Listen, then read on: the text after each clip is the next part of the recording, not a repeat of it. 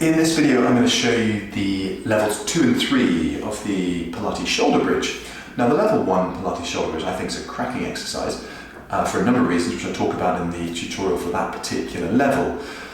But the jump from level 1 to level 2 I think is probably the biggest in terms of the difficulty level that there is in the modified Pilates program. So to go from the level 1 beginner introductory level up to level 2, it's a really big jump. And for that reason, a lot of people fall into this trap of just thinking they should be able to do level 2.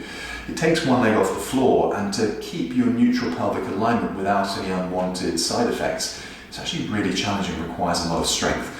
So I'll talk about that more in depth when we get into the tutorial part of the video, but just make sure that you're actually quite strict with yourself when you're doing this or practicing, and don't be disappointed if you find it's just beyond you, because as I said, there's this big difficulty level jump up. There are some little workarounds that you can do, and I'll talk about that again in a moment, but I'm just impressed upon people, make sure you don't just arbitrarily go into level 2 unless you're really sure that you can perform it well. We're going to start from the rest position as we would do with other shoulder bridge levels, so that's where we're going to start in just a few moments. Now, of course, if you're doing these levels, it would assume that you're very good at performing a normal shoulder bridge. Remember there that there are two variations. You can either come up with a neutral, fixed spine to your bridge position, or you can use what people would call the articulating, where you're using that string of pearls analogy and curling the spine up one at a time. And for both techniques, you end up at the same final point. So it doesn't really matter which variation you feel you want to do, but if you do have a favourite, I would always stick with that one. Now, we want to make sure that we are not overstressing ourselves too quickly. So if you're new to the level 2, I would probably try and bring your heels back closer towards your hips. If you find that when you perform a level 1 shoulder bridge, your hamstrings are really, really overactive, then you probably want to be treading quite carefully when you make the jump up to level 2. And bring the heels closer towards you will go some way to offsetting that. So with that slightly bigger knee bend than usual and those feet closer towards you, you can come back up into your shoulder bridge. The only trade-off potentially is that with your heels quite close, you might get more sense of stretch and tightness over the front of your hips. So you just have to find that kind of happy medium. Now, if I just show you a level 2 shoulder bridge, you take a breath in to prepare, and then you breathe out to bring one leg into tabletop before placing it back down. And then you can do the same with the other leg. And then you can come back down to the mat. Now, there's substantial variation in how many repetitions you can perform, but that level 2 is characterized by one leg coming up to tabletop. Now, you might stay up and continue doing alternating bridges. You might want to just do one at a time. You might do a pair like I've done and then just drop down. So there is flexibility there. But let's get into what's really important about that pattern. When you're up at tabletop, you're in a neutral spinal alignment. So your pelvis is dead level, same height from the floor on either side. What is the most difficult thing to overcome is as you remove this leg, the pelvis drops on that side. And you get that rotation of the pelvis as the leg comes off. Now, that might be because you generally don't have enough strength to perform the movement, but it might just be because you've gone too quickly. So the technique I would normally teach from this bridge position is what I call a heel and peel technique. If you just suddenly launch the leg off, that's a very quick change of strength control to elicit. So if you give yourself a little bit more time, you can kind of feel what's coming. Have the hands on the floor, bring the heel off the floor, and then just see if you can peel the rest of the foot and then come up to tabletop. Now, this gives you a number of advantages.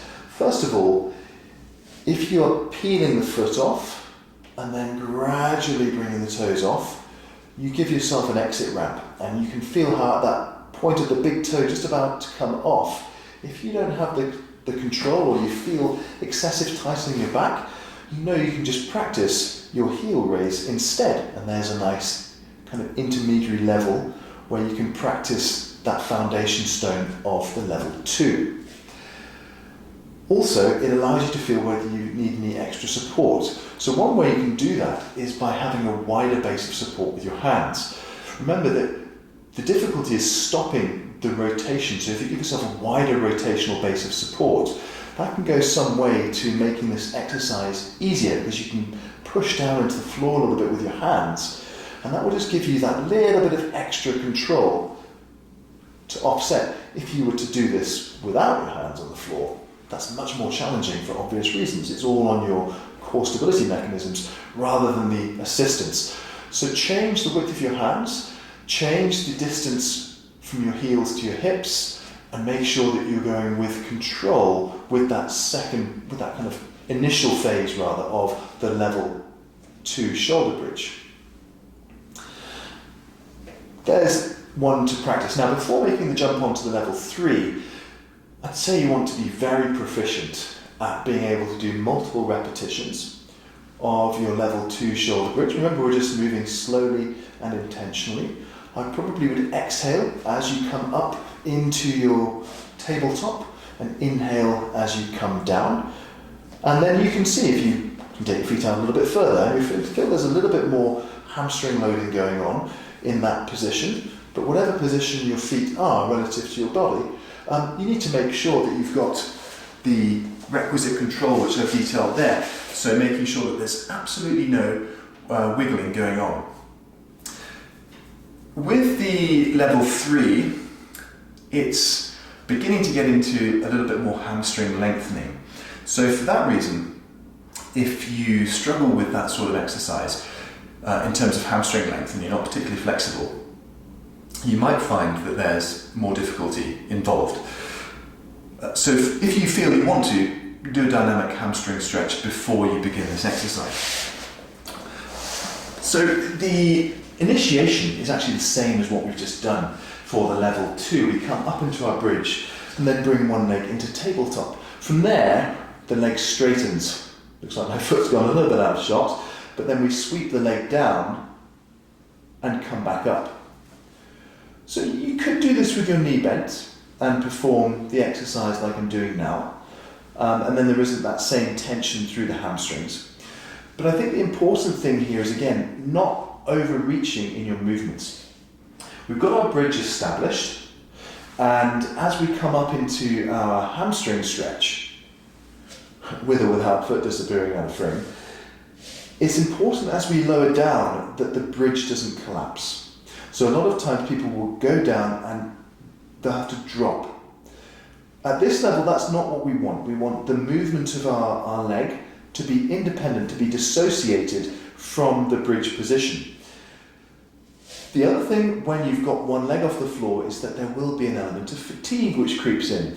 So when you're doing your movements, whether it's the level 2 at the tabletop or whether it's the level 3 with the leg sweep, we don't want to find our bridge getting lower and lower and lower and lower. So if you really struggle to make the jumps up in terms of levels, there are workarounds. We've talked about one already for the heel lift for level 2 and the heel and peel. We've talked about the foot position, which can come closer to the torso.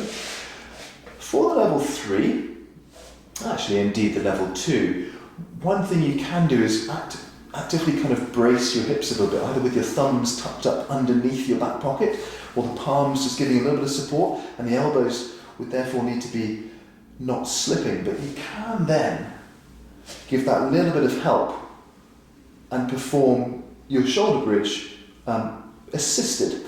Now, whatever you're doing, whether it's the level 3, whether it's the level 2, whether it's your level 1, the same central theme runs through the modifications of the shoulder bridge. You need to make sure that the pelvis and spine are staying in a neutral position. So if you take away anything from this video, it'll be that you don't want that loss of level pelvis when you're doing your shoulder bridge. Now, normally when you get that happening, it's accompanied with a feeling of tightness, discomfort or pain. And it's just the clearest signal that you're exercising at too high a level. So harking right back to the beginning of the introduction, the jump from a level 1 to the level 2 and certainly the level 3 is very sizable for this exercise. So don't worry if it's something that you struggle with. Just keep the repetition count low, take note of the points I've mentioned, and try the adaptations, particularly the width of the arms, if you're struggling with these higher levels of the shoulder bridge.